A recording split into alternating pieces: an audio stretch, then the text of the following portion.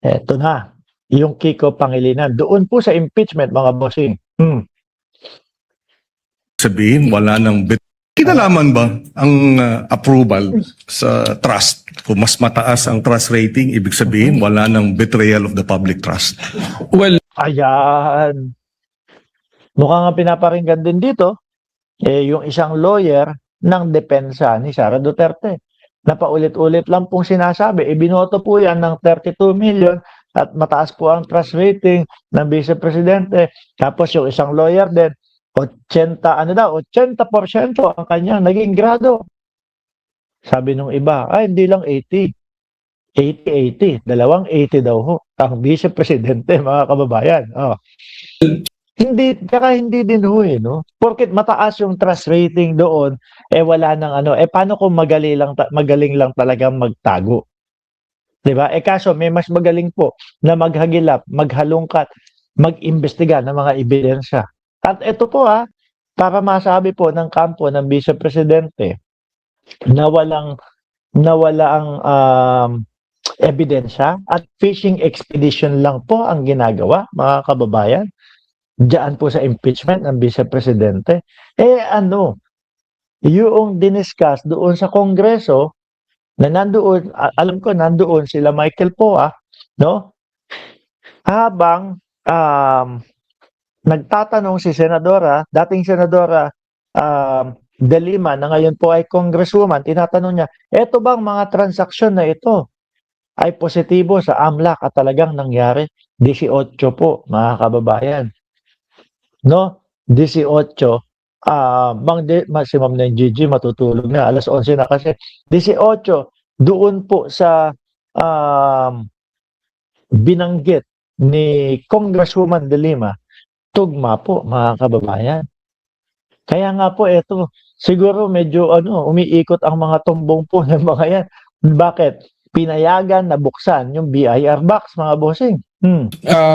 wala po. Sapagkat sabi ko nga, sa akin pong pananaw, sa akin din pong kaunting eksperyensya bilang isang political advisor din po, yung ating pong mga survey is only a snapshot ng mga pwedeng nangyayari. Alam naman po natin, ang tinatanong dyan, ilan lang o magpipili ng lugar kung saan po gagawin yung survey, hindi po natin pwede itong maging basihan sa pag-imbestiga. Hindi, paano kung Davao lang o ginawa yung survey? O sige, ganito. Ganito. O magsa-survey kami, no? Sa Davao nag-survey. Ano po ba ang simpatsya nyo o ano po ba ang masasabi nyo dito kay Sara Duterte? Tingin nyo, ano ang magiging kakalabasan ho nun, mga kababayan? Siyempre, tataas yung ratings ng Vice Presidente ho, di ba? Sabi ni Joselito Villarino, made in recto ba yung certificate ng passing rate at diploma ni Inday Lustay? Hindi ko din maintindihan kung bakit isinaksak nung lawyer ni Sara Duterte kung ano yung natapos, kung ano yung grade, etc. Siguro gusto niyang iparating sa mamamayang Pilipino na pwede ba yan na 80 yung grade niya doon sa kanyang bar exam or whatever, tapos gagawin niyang magbanta sa buhay ng presidente. Yun ho siguro, mga kababayan, ang gusto nilang palabasin at maintindihan ng mamamayang Pilipino. Kaso talagang nakita po natin lahat, mga kababayan. Po, yung mismong video ng Vice Presidente na nagbabanta sa buhay ng presidente po, mga bossing. Tuloy. Sapagkat pagka ganyan po yung ating ginawa, magkakaroon po tayo ng problema sapagkat ang mangyayari sa atin dyan, yung tinitingnan pala natin ay yung numero at without accusing anyone, alam naman natin there are surveys that can be manipulated po. No, but baka nagpa-survey na nagpa-survey yung mga yan. Oy, nadadawit ka doon sa flood control magpa-survey ako. Sabihin ko is mataas ako. Sabi ni Ray Kim Biason, musta ka na, sir? Mabuti naman po. Sabi ni Ma'am Milagros Rombawa, pinagyabang yung 80. Hindi lang daw po 80 yan. Dalawang 80 daw po yan. Madam, sabi nung mga sabi ng mga kritiko ng Vice Presidente. Having said that, kaya ako lang tinanong yun kasi baka yung mga nakikinig nating mga kababayan ay malito dahil hindi ba tamang sabihin na iba yung trust rating, iba yung betrayal of the public trust. Tama po. Tama? Yung trust rating Sandali. Ikaw naman, Senador Kiko Pangilinan. Kami naman po naiintindihan namin yan. Tingin ko ang iba-iba yung pinapatamaan nyo dyan. No? Yung mga hindi marunong makaintindi. No? Yung mga madaling mauto. No? Alam niyo na kung sino yung mga iyon. po ay base sa numero dahil sa survey, yung betrayal of public trust, malinaw naman po yan na nakasaad sa konstitusyon na ito ay isang basihan ng impeachment. At saan po pumapasok ang betrayal of public trust? Pag meron ka pong ginawa na pag-violate, not necessarily criminal, hindi kailangan ng conviction, kundi sinasabi po, pag tinignan natin yung discussion po ng ating Constitutional Committee ng ginawa yan, binabanggit nga po dyan yung betrayal of public trust, yung hindi mo pagtupad sa yung oath of office, that will qualify as a Ayun, kasi di ba, yan mga yan. Ito, pangako ko sa inyo, pagagandahin, ayusin, pauunlarin ang Pilipinas at makikiisa ako doon sa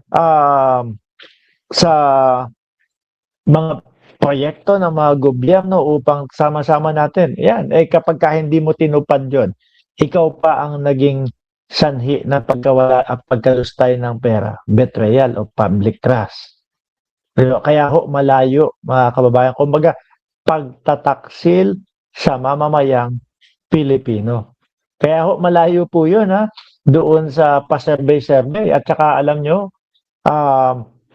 kanina ko ba narinig yun? Na binibili yung ibang survey. May narinig pa nga ako, isang senador, may-ari ng survey company. Di ba? Sabi ni Elena Garcia, sa 1K na na-survey, yun na agad ang highest rating ni Sara na inilabas sa social media at mainstream media. Bakit 1K lang ba ang populasyon ng Pilipino? Sabi ni Ma'am Juby Sestina, Boss Mark, nasa ibang bansa na ulit ang Vice Presidente. Baka nagre-ready po kung ano man ang maging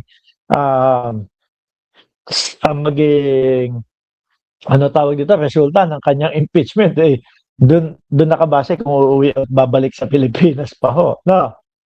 betrayal of public In trust. other words, negative yung trust rating mo o 100% yung trust rating mo, base sa batas, base sa konstitusyon, pwede kang